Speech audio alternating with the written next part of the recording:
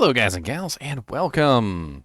Patch 1.21 notes are available now with a very ominous build number 46666. All platforms. It will be released on October 31st, as you can clearly see here. So we've got a couple days. Today's the 28th, so 29th, 30th, 31st. So we've got like 3 days before this patch actually hits us. It's going to be on Halloween. A lot of people have actually suspected, with all the secret stuff going on with the cow level and everything else that's been going on, you know, in general, with the like crazy stuff around the relics and the stamina potion and like the murderous cows and the little forlorn hovel and whatnot, that potentially the cow level might be activated on Halloween. Especially considering there's some type of 7-day cooldown, and people actually, you know, like factored in the 7-day cooldown being exactly on the 31st. Because if you take it and you actually look at it, the 7-day cooldown was on the 17th, right? So if you take the 17th, and just to really quickly like show you, you take the 17th, you find the first relic, right? Then there's a cooldown to find the second relic, so that's plus 7 days, which brings you to the 24th. And then there's a cooldown to find the third relic, which is another plus 7 days, which, lo and behold, is exactly on the 31st. It's just a hunch. We don't know for sure, but supposedly this should be an interesting thing. Let's go over the patch notes together, though, because that's what we're going to be doing today. So they did release the patch notes in advance for us, and we have a little bit of fun going over some of the stuff they're adding.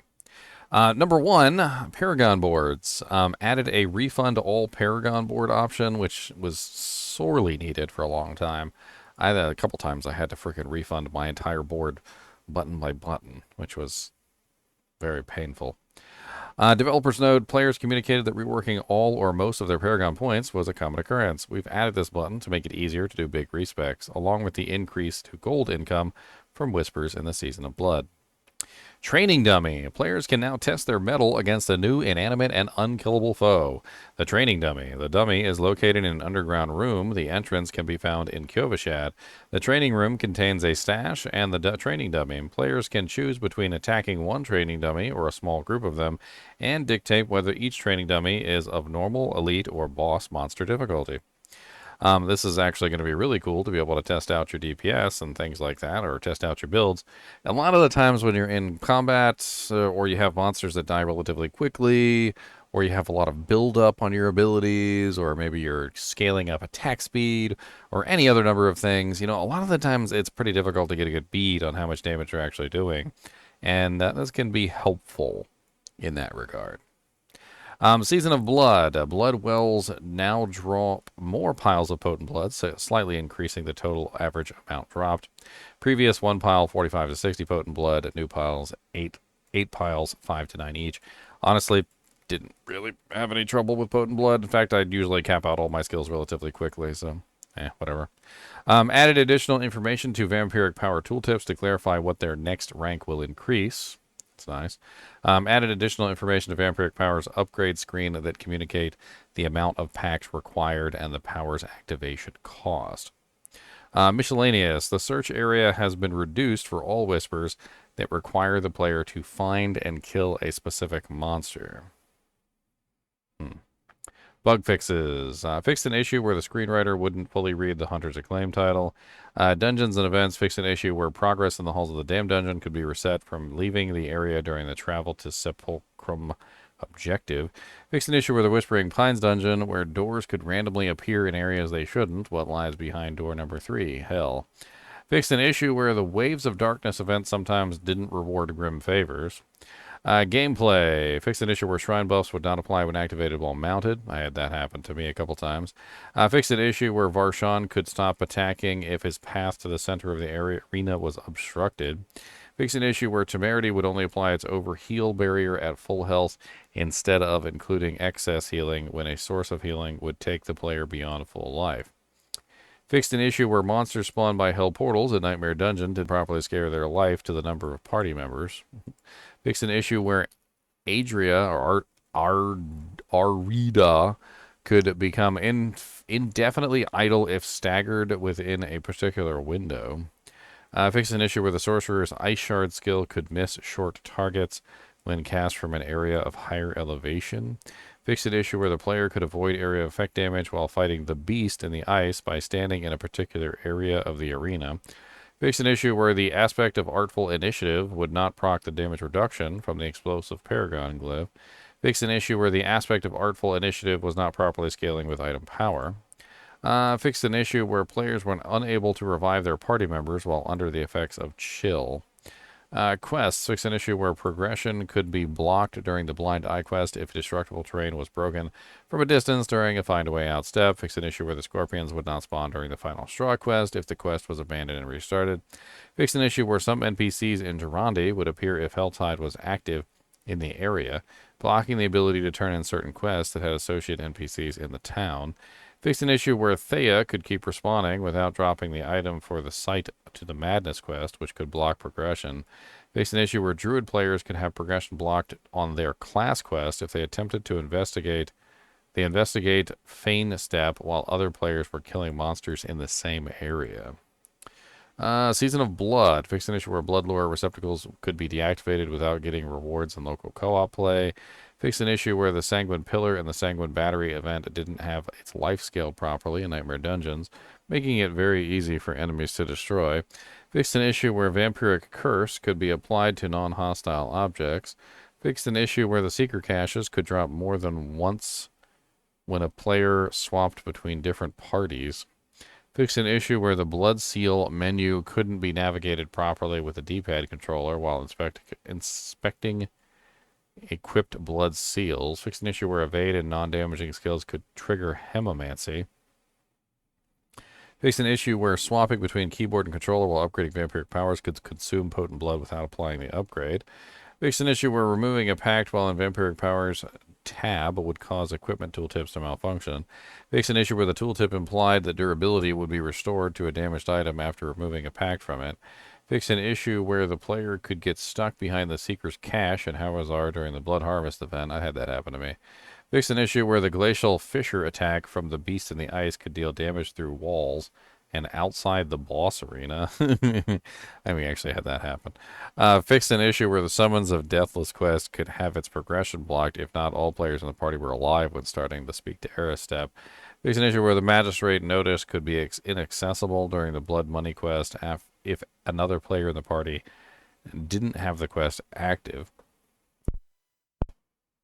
Fixed an issue where Flicker Step's affix would occasionally not activate when using Metamorphosis. Fixed an issue where the description of the Domination vampiric power described the effects of Chill when it should have described the effects of Frozen. Interesting. Fixed an issue where the Blood Bishop's flesh sacks were not properly damaging players. Fixed an issue where stored souls could get spent by the sorcerer's defensive auto-cast skills, such as Ice Armor and Frost Nova. Fixed an issue where the using Metamorphosis Blood Seal while having Oculus equipped, would result in teleport evade charges not renewing properly.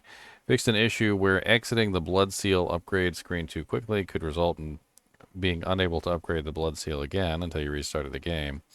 Fixed an issue where Scroll of Amnesia would not go to the Lost Stash if left on the ground and the player left the area. Fixed an issue where the sack of Vampire Torques would drop rings instead of amulets.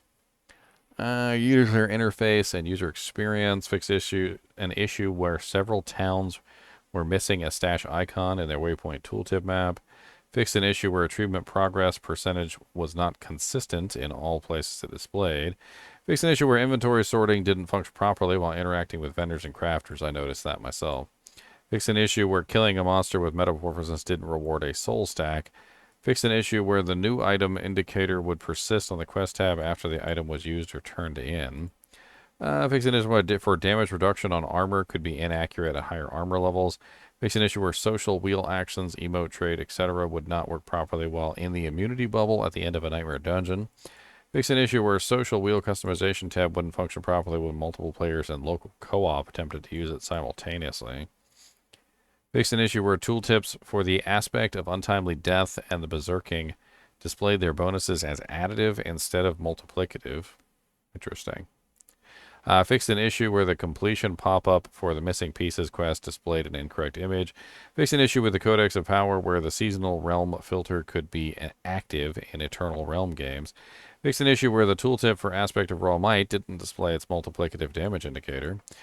Fixed an issue where the tooltip for Aspect of Elements had no damage type indicator on its tooltip and was incorrectly granting an additive bonus instead of multiplicative.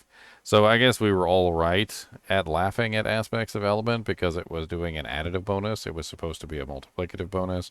Now it is a multiplicative bonus, and Aspects of Elements is probably insane now because what is that, like a 30% multiplier, and you could throw it on a weapon for like a 60% multiplier. That's actually pretty darn good, especially since it rotates. Fixed an issue where Enhanced Fireball's tooltip stated that its benefit was dependent on distance traveled. Fixed an issue where Campfire buff description was displayed the incorrect experience bonus. Note, bonus experience players have been receiving was already functioning correctly. So the Campfire buff was not displaying the correct experience bonus. Miscellaneous. Fixed an issue where the Chaos Scrolls while exiting the Field of Hatred would disconnect the camera from the player. Fixed an issue where the Reigns of the Bloody Liquid Steed mount cosmetic was not rewarded for defeating Echo of Lilith. This will be rewarded retroactively for any players that have already defeated Echo of Lilith. These players will receive the mount upon logging in after installing patch 1.21. After fixed an issue where cinders would not be reset once HellTide ended. Fixed an issue where cinder cost of the tortured gift of living steel was 280 instead of displayed 300. It now costs 300. Fixed an issue where riding a mount that had no armor would cause the player character to appear as carrying invisible reins. Fixed an issue where the dagger option was not available at the Purveyor of Curiosities for sorcerers. And fixed an issue where uber unique items were not always dropping at their maximum roll values. Interesting. Various performance, stability, and visual improvements. Not a whole lot of super crazy stuff here, but definitely some interesting ones, like Aspect of the Elements actually turning into a multiplicative. Some of the additive indicators being changed to multiplicative because they were multiplicative. They just weren't stated properly. Not a lot of like terrible. I mean, I definitely like having the training dummy. That's cool. The Paragon board reset is very nice, obviously. There's a couple decent little changes and fixes in here, but it's a small patch overall. And, you know, also maybe the secret Cal level might be activated by this. But we'll find out on the 31st, on Halloween.